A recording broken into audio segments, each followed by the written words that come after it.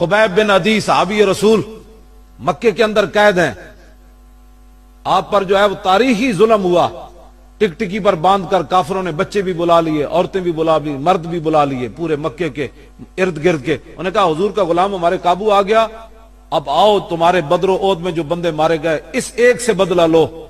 صحابی رسول کو جناب ہر چیز کاٹ دی گئی، جسم کا ایک ایک ٹکڑا انہوں نے کر دیا۔ پھانسی دینے سے پہلے آپ جب قید تھے، بخاری شریف میں موجود ہے، آپ کے ہاتھ میں استرا ہے، ایک بچہ کھیلتے کھیلتے جا کر آپ کی گود میں جا کر بیٹھ گیا۔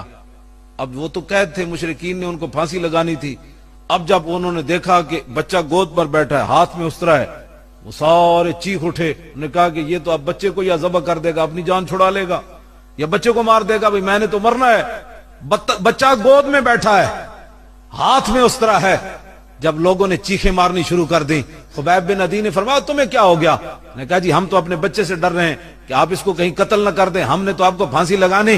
آپ نے فرمایا پاگل ہو، ہمارے آقا و مولا نے ہمیں ایسی تعلیم نہیں دی، کیا کر رہے ہو تم؟ اور آپ نے تختہ دار کے اوپر ترانہ پڑھا، جو بخاری کے اندر بھی کچھ شعر موجود ہیں، سیرت کی کتابیں بھری پڑی ہیں۔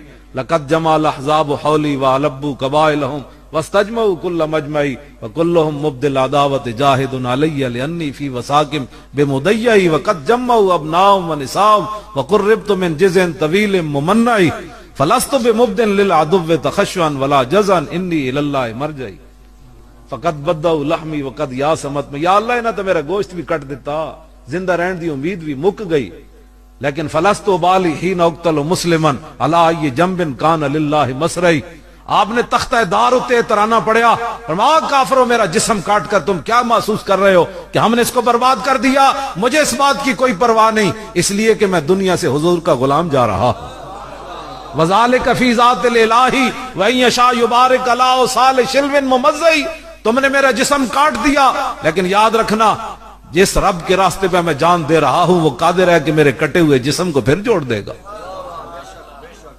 آپ نے تختہ دار کے اوپر یہ ترانہ پڑھا اور گود میں بیٹھے ہوئے بچے کو ان کے سپرد کر دیا۔ فرمایا نہیں نہیں، ہمیں تو یہ تعلیم ہی نہیں دے گئی، آپ کیا بچے کو میں مار کر اپنی جان بچاؤں گا؟ لے جاؤ اس بچے کو۔ اسلام پڑھا نہیں ہے تو پھر اسلام پڑھو۔ ہر بندہ اٹھ کر اسلام اس بات کا درس دیتا ہے، میں نے کہا اسلام اس بات کا درس نہیں دیتا، لیکن اسلام بغیرتی کا درس بھی نہیں دیتا، یہ بھی یاد رکھنا۔ امن کا درس ضرور دیتا ہے، لیکن ناموس رسالت کے مقابلے میں امن کا درس نہیں دیتا۔ آپ کو کس نے کہا کہ ناموس رسالت پر کوئی بات کرے پھر اسلام امن کا درس دیتا ہے؟